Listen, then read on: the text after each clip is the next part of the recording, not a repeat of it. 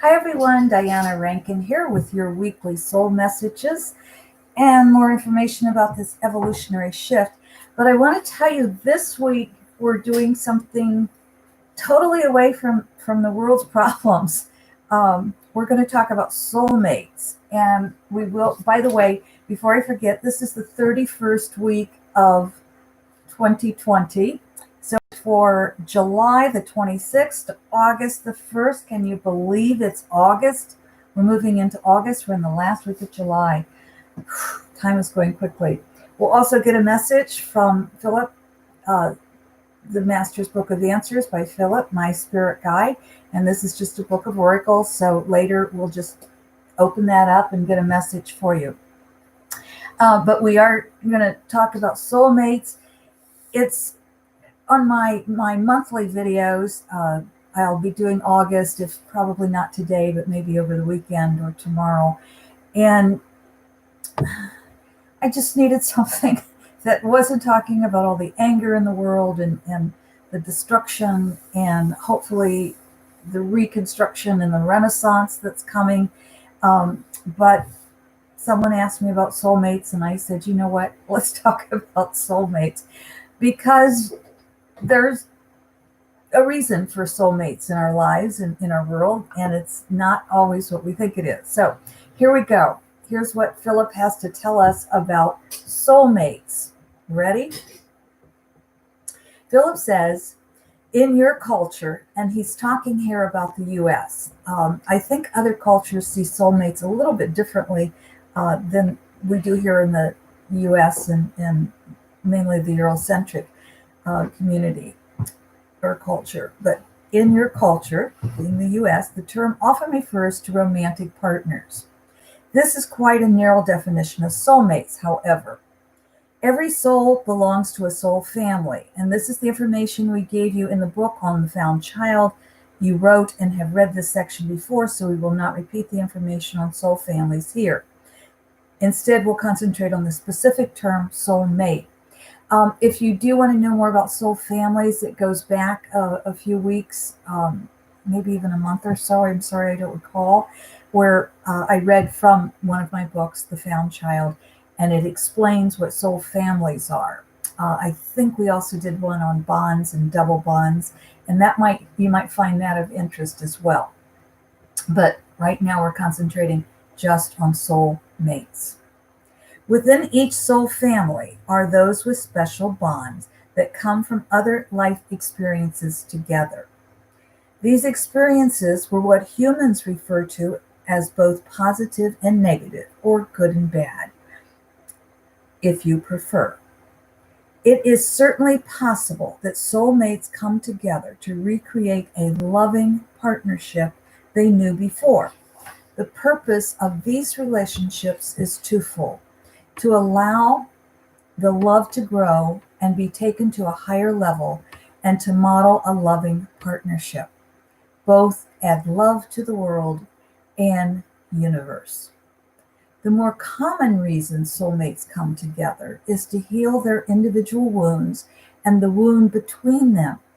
As they heal these wounds, so does the world's wounds heal. Soulmates may come together through recognition of the wound, but more often they come together through unexplained recognition. This may come through being drawn to each other through shared interest, friendships, or sexual chemistry. The latter, sexual chemistry, will create the strongest pull because the emotional bonds are strong. The draw between two people that creates a loving partnership is self-explanatory. So we'll put our concentration on those drawn together to heal old wounds. We ask if you would come together with a soulmate to heal your wound, if it were not for the strong attraction. Of course not. Thus, the need for a strong attraction of the sexual chemistry type. Let us explain a wound. Perhaps you were abandoned physically or emotionally by a parent when you were young. The abandonment wound is quite prevalent in your world in this period. You would then be drawn to those with whom you may have abandoned in another life expression, or those who abandon you. You will repeat this pattern until you choose to heal it. You heal it by first recognizing the pattern and then change it so you don't repeat the pattern, but instead create a new pattern that allows you to forgive yourself and all others involved and all other involved soulmates. It is the human's free will that allows you to choose to or not to spend time with a soulmate. The soulmate is there to trigger the recognition of the pattern. That is their soul, SOUL, purpose. It is up to the individual, not the soulmates, to heal the pattern. If healing does not take place in one lifetime, the pattern will be repeated so it can be healed in another. Well, that's a little different view of soulmates because, as Phillip reminded us, in the culture I live in the US, we think of soulmates as being romantic partners and, oh, bring me my soulmate. Perhaps we want to change that terminology. Instead of bring me my soulmate, we might want to say, bring me my life partner. We also, though, do want that deep connection. And part of what happens when we get into romantic relationships is we want that deep soulmate connection at the spiritual level. But we also have to make sure that that relationship works on our human level. And oftentimes it works on one and not the other. We may have the human level, everything works well, but we don't have that deep soul connection. And we're always longing for that. Or we may have that deep soul connection, and which is what the great books are written about, by the way. But we don't have that deeper, or that human living in day to day doesn't work.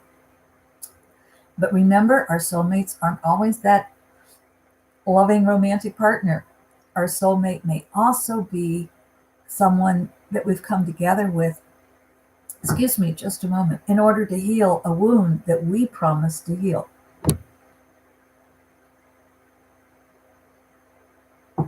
I apologize. Talking so much, sometimes my throat gets a little dry, and then I start feeling the words aren't coming. And when I say that, it is a time that we all must look at what we're saying. Are we speaking out in love, or are we speaking out in anger? Let's speak out in love. Let's also see what our message for this week is, shall we? Think left or right. If you think the left page, you heard what I heard. If you think the right page, then that's a message for you. So the left page is an open hand can hold no weapon. An open hand can hold no weapon. What we want to do is open our hands to each other. Gosh, there's so much anger in the world right now. Don't add to it. If you get angry, and you have a right to get angry, there's a lot going on. But when we get angry, let's channel it. Let's change it to be, let's use it productively. Let's not use it destructively. On the right page, this is a big message. No one but you can be you. Cherish yourselves, my friend. You are important in this world. You are special in this world. Nobody has the talents that you have. I want to say recently, I want to tell a story by one of my clients, and a lovely young, I say young woman because everybody feels young to me, but she's not. She had been married for many, many years, and I won't go into the details, but it was a very difficult breakup for her. And one of the things I told her that she wrote me and reminded me of recently is I told her someday she would save a life. I don't have her permission to repeat those details, so I won't. But what I want you to know is she told me at the time, no, there's no way. I'm just an ordinary woman living in a small town, and I don't think so. Well, through circumstances that she never would have guessed, she was able to stop an acquaintance. Perhaps they became good friends then. but she was able to stop someone from taking her life. Another lady, another woman, did not take her life. The person I originally read for never believed she would save another human being's life, but she did. She did. And that's what I want you to really understand about your life. You may not save a life. You may not talk somebody out of suicide, but your life is so important. We never know how our soul, our spirit sides are going to use us. All we have to do is let go and allow that spirit that is the truth of who we are to move in and through us and allow us to be of service to all life. I love you, my friends.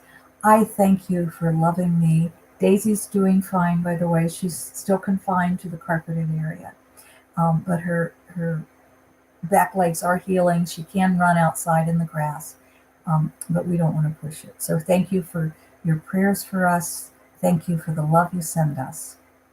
Thank you for your kindness and the kindness you spread out into the world. All right, my soulmates, I love you.